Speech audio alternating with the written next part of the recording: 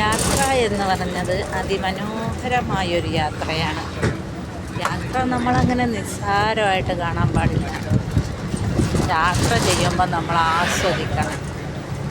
അതായത് എങ്ങനെ ആസ്വദിക്കണം എന്ന് പറഞ്ഞാൽ പാട്ട് പാടണം, എല്ലാവരും ഡാൻസ് കളിക്കണം, ചുരം ഇറങ്ങിപ്പോകുമ്പോൾ അതിൻ്റെ ഇടയ്ക്കൊന്ന് പ്രാർത്ഥിക്കണം, സകലമാന ദൈവത്തിനെയും വിളിച്ച് പ്രാർത്ഥിക്കണം, ദൈവത്തെ ഓർത്തുകൊണ്ട് നമ്മൾ ഡാൻസ് കളിക്കണം, പാട്ട് പാടണം.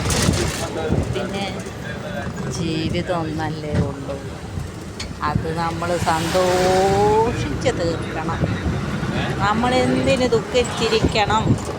അതിൻ്റെ ആവശ്യമുണ്ടോ? ദൈവം നമുക്ക് തന്ന ഈ ജീവിതം നമ്മളത് ജീവിച്ച് തന്നെ തീർക്കണം.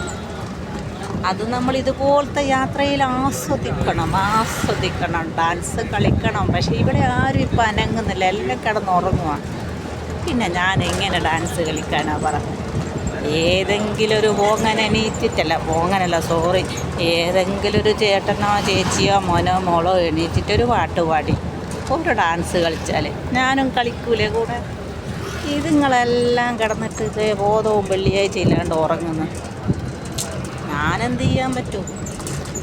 എനിക്കൊരു ഡാൻസ് കളിക്കണമെന്നുള്ള ആഗ്രഹമെല്ലാം ഉണ്ടായിരുന്നു. മണിക്കൂറുകളായിട്ടുള്ള ഓട്ടമാണ്.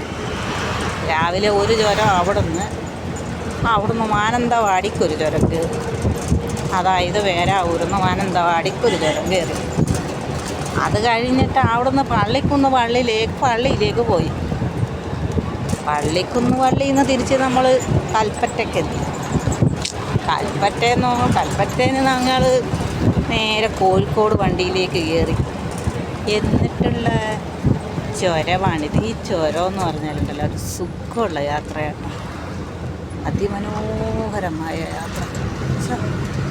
ഒറ്റ വിഷമേ ഉള്ളൂ, ആരും പാട്ടും വെക്കുന്നില്ല, ഡാൻസും. ഒരു ഡാൻസും പാട്ടും ഉണ്ടെങ്കിൽ എത്ര ആസ്വദിക്കായിരുന്നു. ആ ഒരു വിഷമം മാത്രമേ ഉള്ളൂ. പിന്നെ ഒരു സിസ്റ്റർ ഉണ്ട് കേട്ടോ, ജപമാല കൈ പിടിച്ച് ജപിച്ചുകൊണ്ടിരിക്കുന്നു. അവരെ ഞാൻ സ്തുതിക്കുന്നു. കാരണം എൻ്റെ കഴുത്തിലും ജപമാലയുണ്ട്, പക്ഷെ ഞാൻ ജപിക്കുന്നില്ല. ഞാനിവിടെ ഇങ്ങനെ കോമഡി പറഞ്ഞുകൊണ്ടിരിക്കും. കോമഡിയല്ല, കാര്യമാണ് പറയുന്നത്.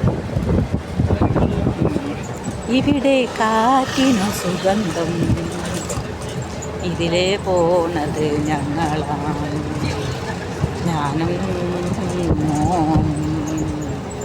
എല്ലാവരും. ഈ കാറ്റിനിൽ മുടി പറന്ന് മൂക്ക് കയറിയിട്ട് തുമ്മൽ വരുന്നു, ജലദോഷം വരുന്നു.